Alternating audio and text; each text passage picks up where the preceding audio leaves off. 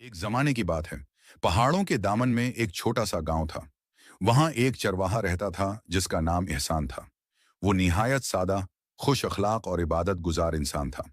रोज सुबह अपनी भीड़ों को चरागाह की तरफ ले जाता और दिन भर अल्लाह के जिक्र में मसरूफ रहता।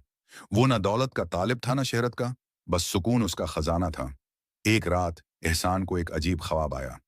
ख्वाब में एक नूरानी बुजुर्ग ने उसे आवाज दी, आए एहसान, तुम्हारी सच्चाई और सब्र ने आसमानों को छू लिया है।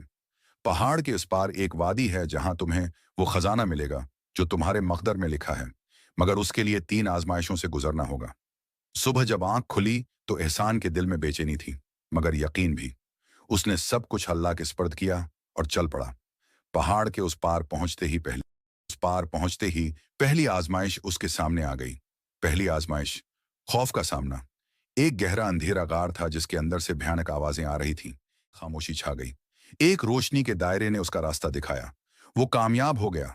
दूसरी आजमाइश, लालच का इम्तिहान। अगली वादी में उसे 3 संदूक मिले, एक सोने का, एक चांदी का और एक पुराना लकड़ी का। आवाज आई, एक ही संदूक तुम्हारा है। अगर दिल से चुने तो बरकत मिलेगी, अगर आंख से चुने तो जहमत। एहसान ने आंखें बंद की और दुआ की। उसने लकड़ी वाला संदूक खोला। उसमें एक खजूर और एक पर्चा था। तुमने दुनिया को नहीं, इखलास को चुना, तुम कामयाब हो गए। तीसरी आजमाइश, कुर्बानी। अब एक नूरानी दरख्त सामने आया। दरख्त की आवाज आई, एहसान, क्या तुम अपनी भीड़ें जिनसे तुम प्यार करते हो एक नादार मुसाफिर के लिए छोड़ सकते हो? एहसान ने आसमान की तरफ देखा, मुस्कुराया और कहा, जो कुछ मेरे पास है वो मेरा नहीं, अल्लाह का है। एक उसने अपनी भीड़ें छोड़ दी।